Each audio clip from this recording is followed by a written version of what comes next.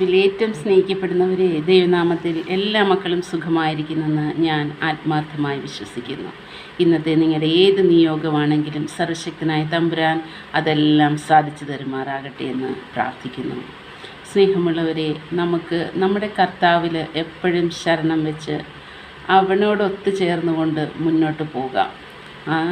എന്ത് പ്രതിസന്ധി വന്നാലും നമ്മളെ താങ്ങാനും കരുതാനുമായിട്ട് നമ്മുടെ തമ്പുരാൻ എപ്പോഴും നമ്മുടെ കൂടെ ഉണ്ടാകും. സങ്കീർത്തനങ്ങൾ 142 അധ്യായം അതിൻ്റെ 5 തിരുവചനം.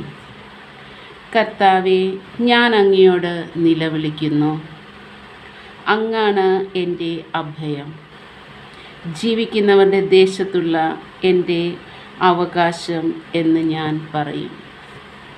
നമ്മളിവിടെ ജീവിച്ചിരിക്കുകയാണെങ്കിലും നമുക്കുള്ള ഏറ്റവും വലിയ അവകാശമെന്ന് പറയുന്നത് നമ്മുടെ ദൈവമാണെന്ന് തന്നെ നമ്മൾ വിശ്വസിച്ചുകൊണ്ട് മുന്നോട്ട് പോകണം.